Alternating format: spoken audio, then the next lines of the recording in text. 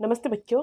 आज हम हमारे पाठ्य पुस्तक आंतरा भाग 1 में संकलित पद्माकर द्वारा रचित कविता पढ़ेंगे।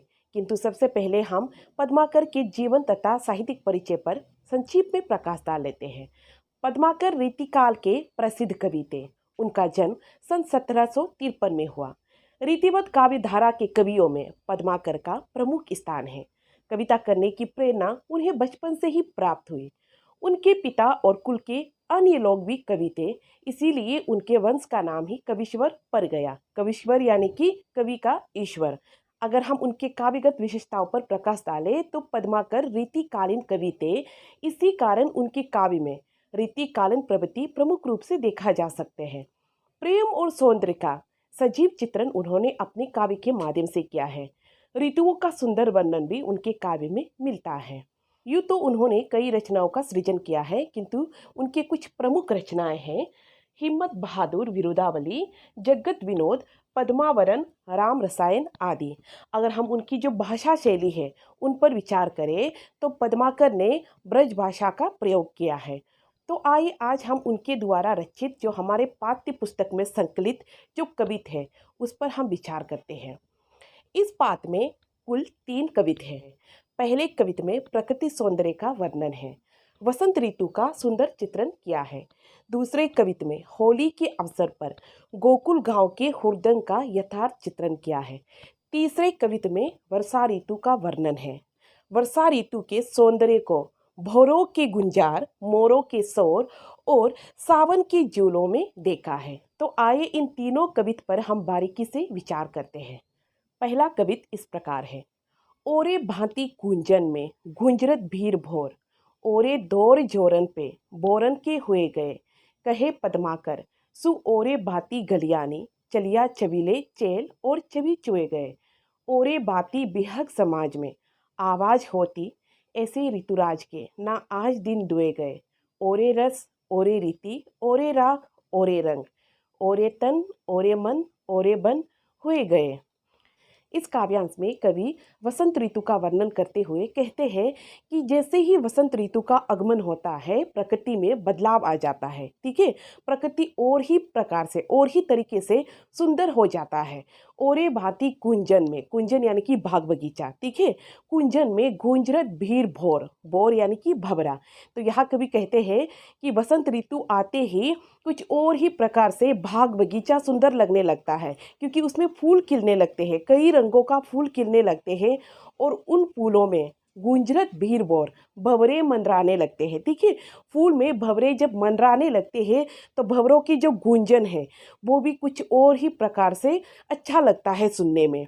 ओरे धोर झोरन पे बोरन के हुए गए, अर्थात पैरों की धालियों पे, ठीक है, पैरों की जो धालियां है उसमें बोर आने लगते हैं। बोर जैसे पल निकलने से पहले बोर आते हैं पैरों में, ठीक है, उसे कहा है कि हर पैरों की धालियों में बोर लगने लगे हैं और वो भी कुछ और ही तरीके से सुंदर लगते हैं, वो पैरों को सजाते हैं।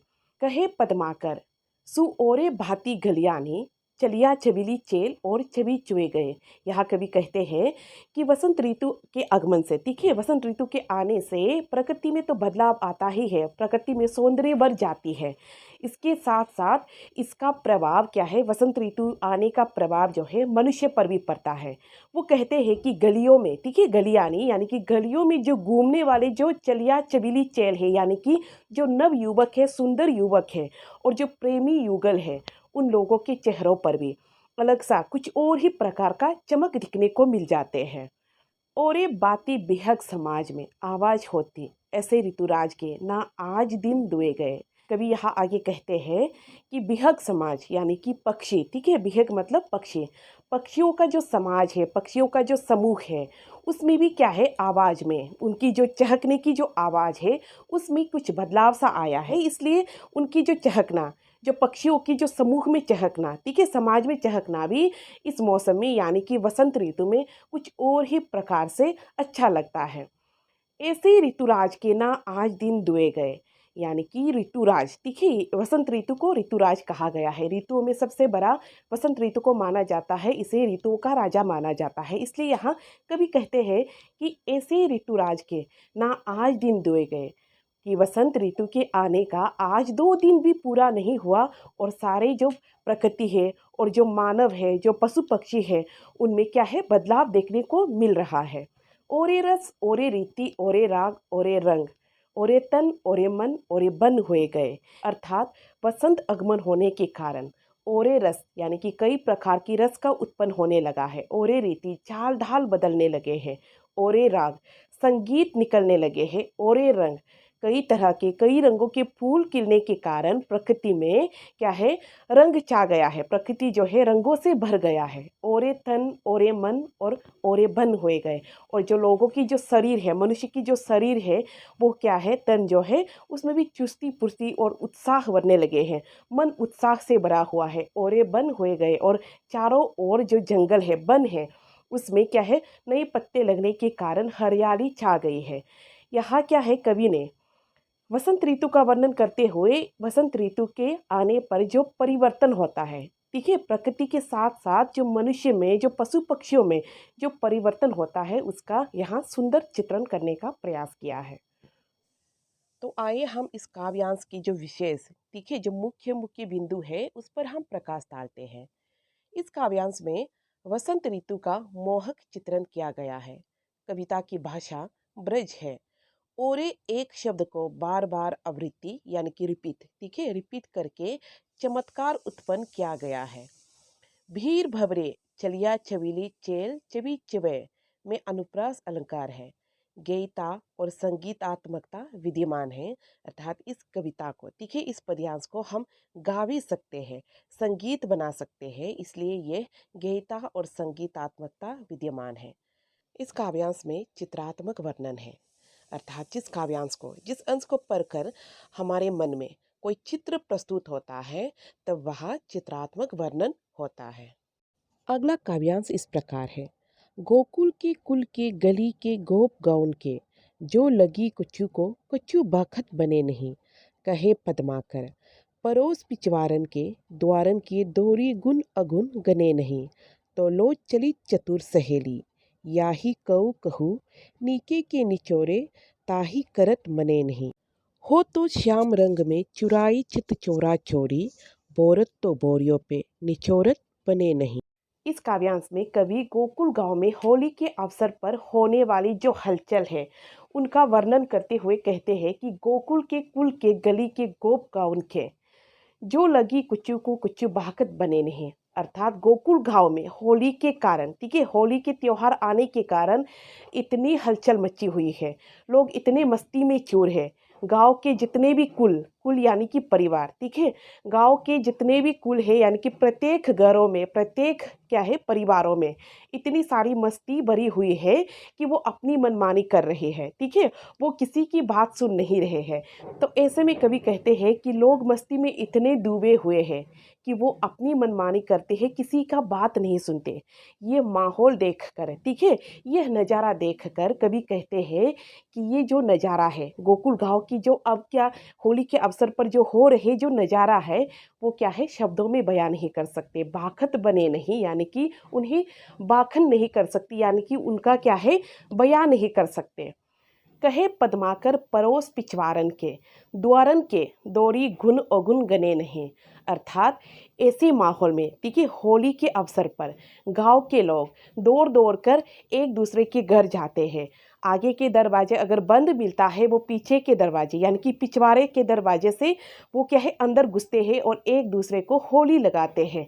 ऐसे में वे लोग किसी के गुण अगुण गिनते नहीं हैं, किसके साथ दोस्ती है किसके साथ दुश्मनी है, कौन अमीर है गरीब है, कौन तुच्छ जात का है कौन उच्च वर्ग का है ठीक है, वो गुण अगुण देखते नहीं हैं। उन्हें बस होली खेलना है, इसलिए वो क्या है एक दूसरे के घर दौरे दौरे जाते हैं और एक दूसरे को होली लगाते हैं। तो लो चलित चतुर सहेली याही कऊ कहूँ, नीके के निचोरे ताही करत मने नहीं। ऐसे में एक सखी ठीक है एक गोपी है जो पूरी तरह से रंगों में रंग गई है। उनकी जो पूरे जो वस्त्र है शरीर है वो क्या है भीग गए हैं और रंगों में रंग गई है। उन्हें देखकर जो दूसरी सखी है दूसरी जो गोपी है वो उन्हें कहते हैं कि तुम्हारी जो वस्त्र है पूरी तरह से भीग गई है, पूरी तरह से रंगों में श्याम रंग यानी कि काले रंग में रंग गई है, उन्हें निचोड़ डालो ताकि थोड़ा वो हल्का हो जाए, किंतु वो जो सखी है जो पूरी तरह से भीग गई है वो मना करते हुए कहते हैं, हो तो श्याम रंग में चुराई चित चोरा चोरी, बोरत तो भोरियो पे निछोरत बने नहीं। अर्थात वो कहती है कि मैं श्याम की रंग में रंग गई हूँ, यानी कि कृष्ण की प्रेम में मैं डूब गई हूँ।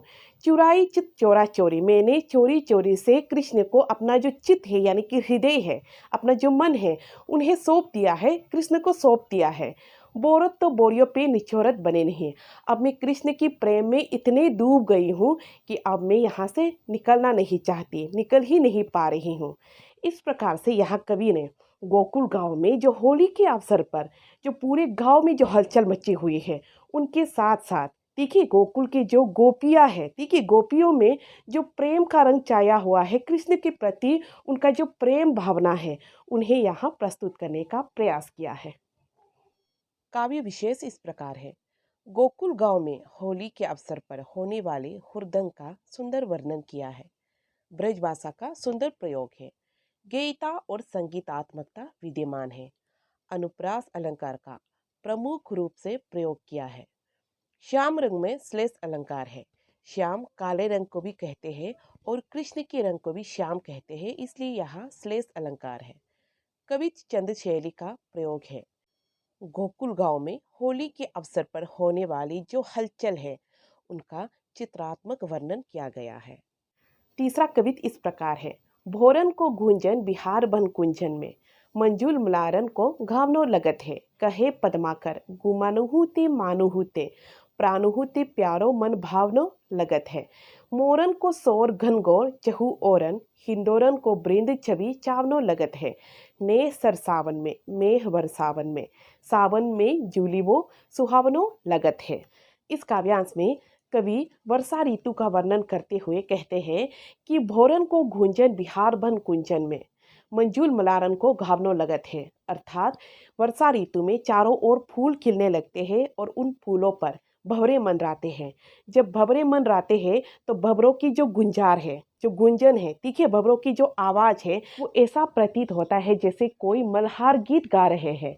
मल्हार गीत जो सावन की मौसम में, जो वर्षा ऋतु में जो गाए जाने वाले जो गीत हैं, उन्हें क्या है, मल्हार कहते हैं। तो कवि को यहाँ जो भंवरों की जो गूंजन है, ठीक है, जो भंवरों की जो आवाज़ें हैं, वो ऐसा प्रतीत होता है जैसे कोई मल्हार गीत गा रहे हैं। कहे पदमाकर गुमानुहु ते मानुहु ते, प्रानुहु ते प्यारो मन भावनो लगत है। अर्थात ऐसे मौसम में यानी कि वर्षा ऋतु में एक प्रेमिका के लिए जो अपना प्रेमी है, ठीक है, अपना जो प्रेमी है वो प्राणों से भी प्यारा लगता है, भले ही वो रोते क्यों ना हो, क्रोध में क्यों ना हो, किंतु उनका जो प्रेमी है वो प्राणों से भी प्यारा लगने लगता है।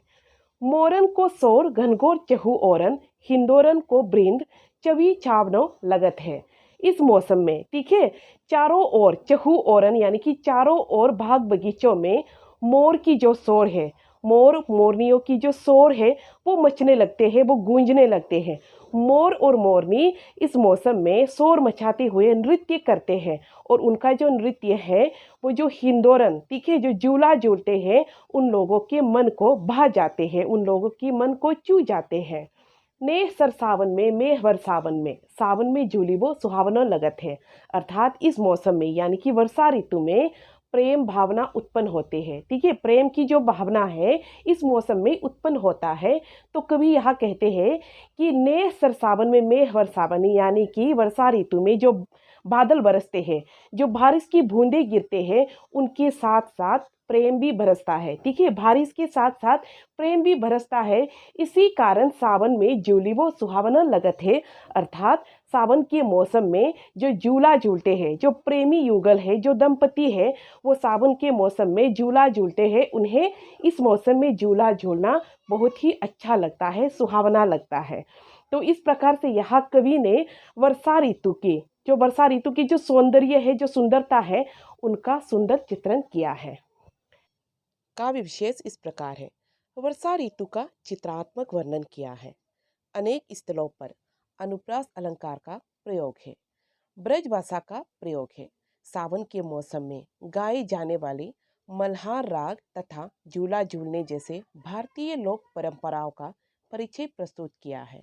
कविता में लयबद्धता है, यानी कि इस कविता में लय और संगीत विद्यमान है, जिसके कारण इस कविता को यानी कि इस काव्यांश को हम गा भी सकते हैं, संगीत बना सकते हैं।